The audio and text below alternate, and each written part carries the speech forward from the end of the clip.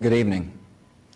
Today, our fellow citizens, our way of life, our very freedom came under attack in a series of deliberate and deadly terrorist acts.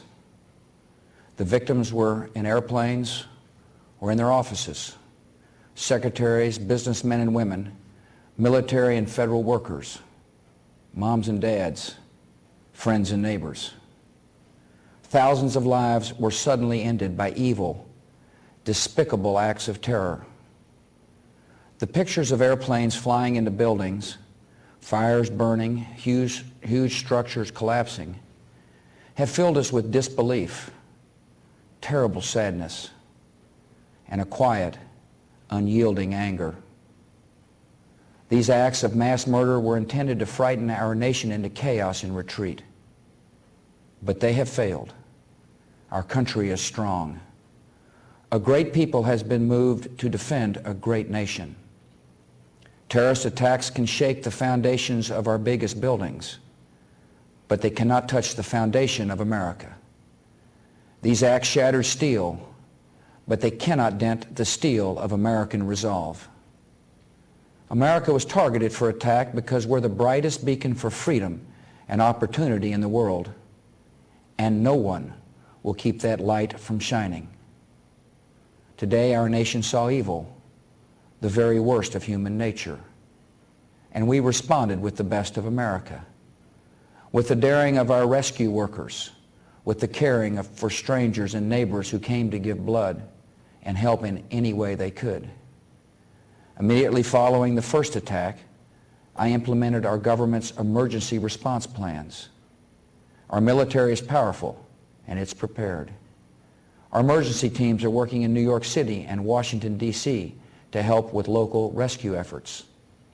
Our first priority is to get help to those who have been injured and to take every precaution to protect our citizens at home and around the world from further attacks. The functions of our government continue without interruption.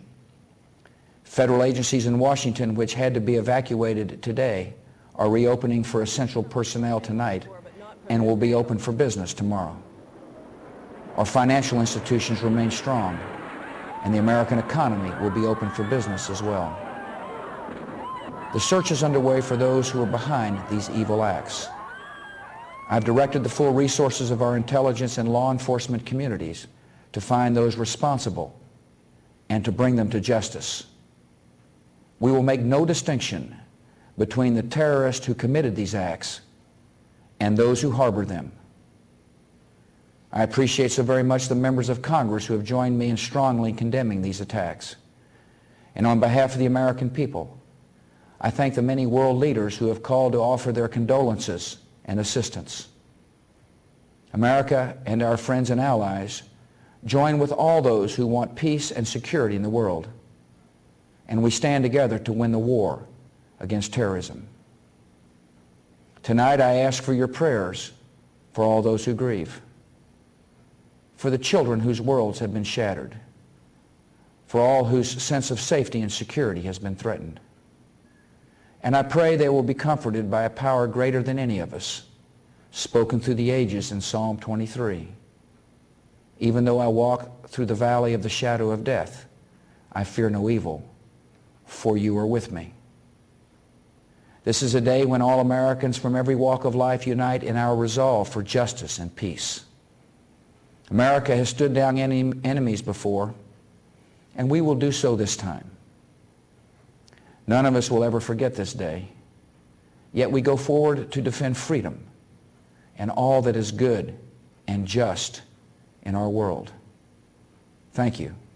Good night, and God bless America.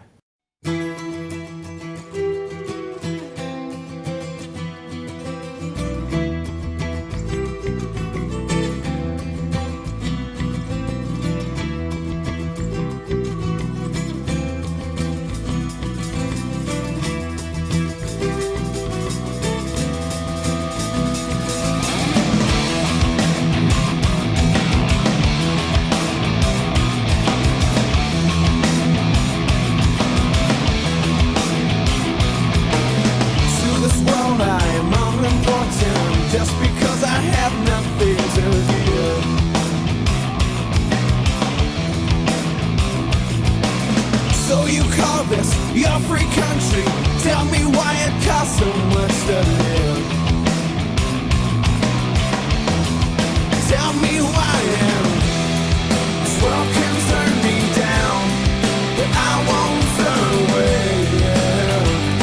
Oh no, and I won't turn around.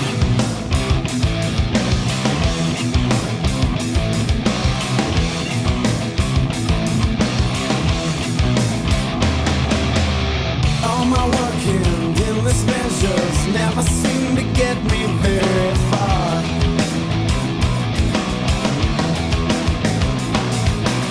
Walk the mountains to moving itch now, even though I'm trying so damn hard. I'm trying so hard. This world can turn me down, but I won't turn away, and I won't look in